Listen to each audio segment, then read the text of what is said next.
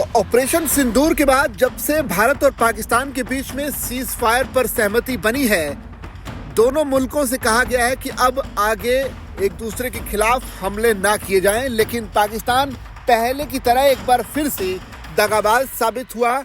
रात में पाकिस्तान की तरफ से कई जगह पर ड्रोन हमले हुए, कई जगह फायरिंग की घटनाएं भी सामने आई, जिसके बाद पाकिस्तान सेना और सरकार के बीच कुछ तो गड़बड़ है होने वाली स्थिति बन गई है।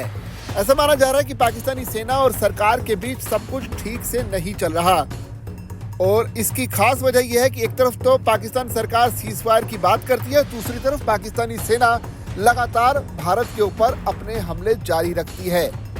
हालांकि अमेरिकी राष्ट्रपति डोनाल्ड ट्रंप की मध्यस्थता के बाद भारत और पाकिस्तान के बीच संघर्ष विराम की घोषणा के 4 घंटे बाद ही जिस तरह से पाकिस्तानी रेंजर से फायरिंग शुरू की और भारत के इशारों पर ड्रोन हमले शुरू हो गए, उससे स्पष्ट तौर पर लग रहा है कि भारत और पाकिस्तान के बीच सीज फायर ज्यादा लंबा चलने वाला नहीं है।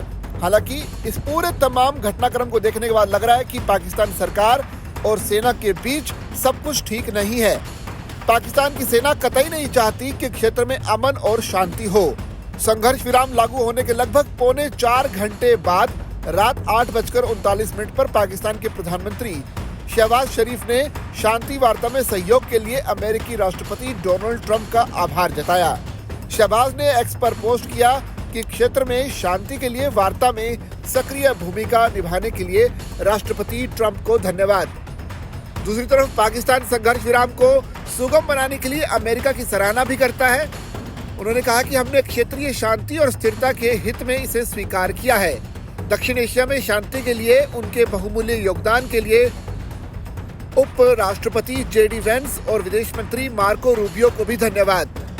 पाकिस्तान का मानना है कि ये उन मुद्दों के समाधान की दिशा में नई शुरुआत है जिन्होंने शांति समृद्धि के मार्ग को बाधित किया है।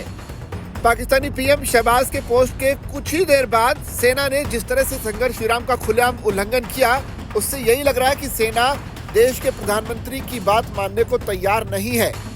सेना क्षेत्र की शांति, अंतर्राष्ट्रीय व्यवस्था को कोई महत्व नहीं देती है। वो अपने देश के प्रधानमंत्री को भी कुछ नहीं समझती। इससे इस बात की पुष्टि भी होती है कि पाकिस्तान में वास्तविक सत्ता सेना के पास ही है।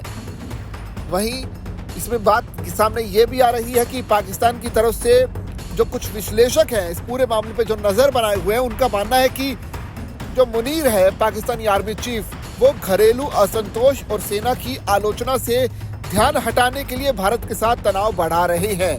दूसरी तरफ अमेरिका और बाकी देशों की मध्यस्थता के बाद भारत और पाकिस्तान के बीच सीज फायर पर सहमति बनी। हालांकि भारत की तरफ से देर रात प्रेस कॉन्फ्रेंस करके साफ कर दिया गया कि भले ही सीज फायर का उल्लंघन पाकिस्तान की तरफ से किया गया है, लेकिन अगर ऐसा भविष्य में भी होता है तो भारत इसका उचित जवाब देगा। यानी भारत अपनी तरफ से सेना को फिर से फ्री हैंड और जो पूरी ताकत है वो वापस दे रहा है कि अगर पाकिस्तान की तरफ से बार बार सीज फायर का उल्लंघन होता है तो तगड़ा जवाब दिया जाए और माकूल तरीके से पाकिस्तान को समझा दिया जाए कि सीज फायर क्या होता है। लगातार इस पर अपडेट आप तक पहुंचाते रहेंगे। आपकी जो भी राय हो आप जरूर साझा कीजिए, कमेंट बॉक्स में जाके कमेंट कीजिए। धन्यवाद।